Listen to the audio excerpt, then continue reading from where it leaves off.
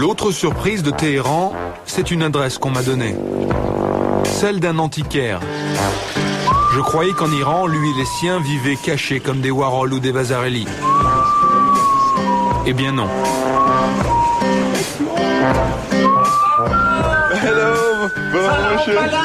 Comment ça va? Ça va bien? Ça va bien. Bonjour. Bonjour monsieur.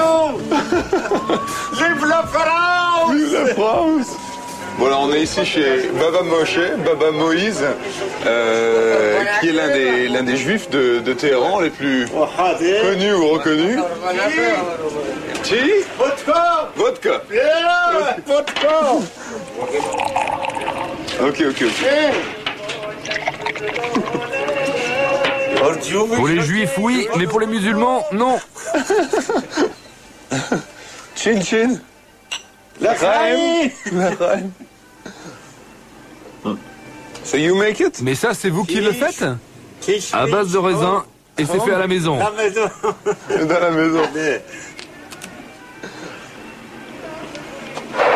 Ah, très joli. Bon, il y a de la vodka et des femmes nues. On est clairement dans un autre espace-temps ici à Téhéran, quoi.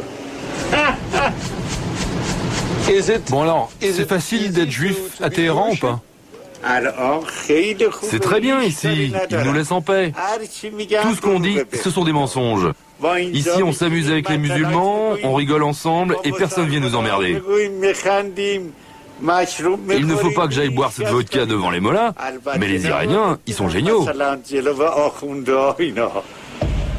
En fait, pour les juifs comme pour les autres minorités religieuses, les temps ont été durs après la révolution islamique. Aujourd'hui, leur situation s'est nettement améliorée. Est-ce qu'il y a une synagogue ici à Téhéran? In Tehran? Il y a 25 synagogues juives. 25? Jewish in here? Can I go to a Je peux y aller moi ou pas? Picture? Maintenant je peux y aller. J'ai ma kippa.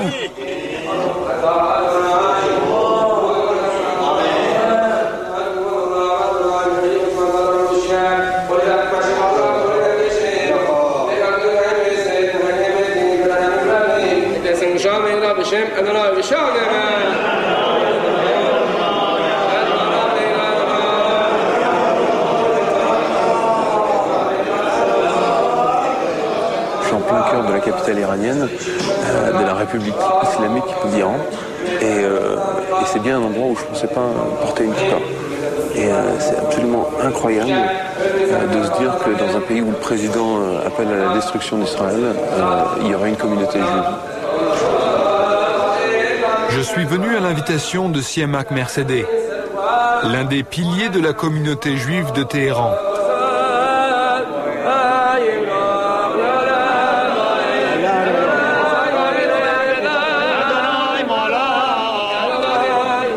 C'est incroyable, ils ont sorti la Torah et ils sont en train de prier avec, quoi. C'est vraiment des images que j'imaginais pas voir en Iran, quoi.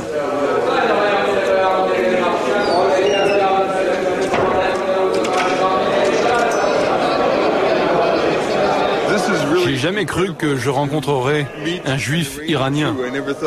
C'est vraiment unique. C'est comment d'être juif en Iran? Vous devez vous rappeler que les Juifs vivent en Iran depuis plus de 30 siècles. Alors ce n'est pas un phénomène exceptionnel.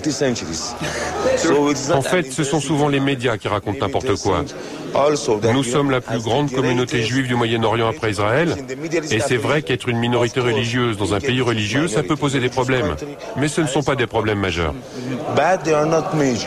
Il y a des gens qui comparent les conditions des juifs ici à ceux des juifs en Allemagne avant la guerre. On ne peut pas la comparer. Parce qu'en Allemagne, ils devaient faire face à un régime fasciste et raciste. Le système iranien n'est pas un système fasciste. Il y a des conflits entre le gouvernement iranien et Israël, mais cela n'affecte pas la vie des Juifs iraniens. Le gouvernement iranien, comme la population du pays, font une distinction claire entre sionisme et judaïsme. Donc les conflits politiques entre le gouvernement iranien et le sionisme n'affectent pas la vie quotidienne des Juifs iraniens.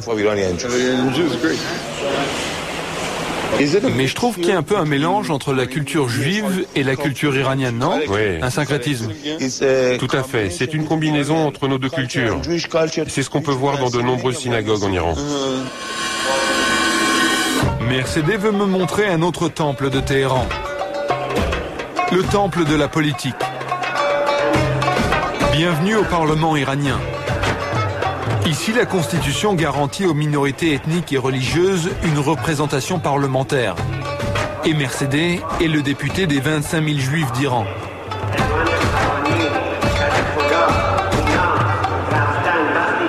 Bon, alors je suis ici dans l'hémicycle du Parlement iranien. Alors, on a beau dire ce qu'on veut sur l'Iran, mais ça reste une démocratie avec ses propres règles, mais une démocratie néanmoins.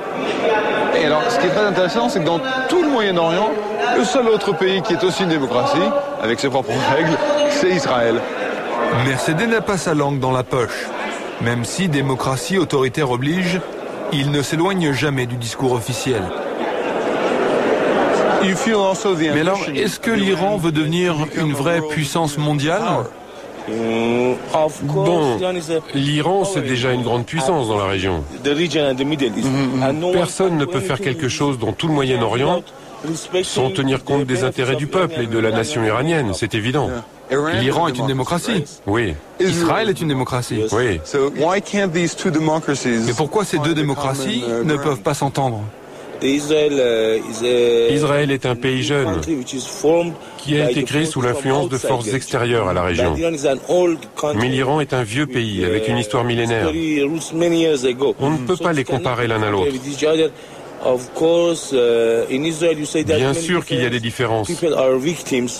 En Israël, une partie de la population est victime d'homicides et d'intolérance.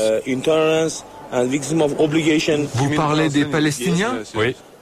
Je crois que c'est la première fois de ma vie que j'entends un juif critiquer Israël.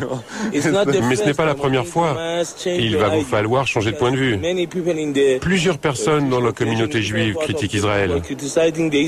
Noam Chomsky, par exemple. Et d'autres, comme l'association progressiste des Juifs d'Europe, qui au départ a d'ailleurs été créée pour lutter contre le fascisme.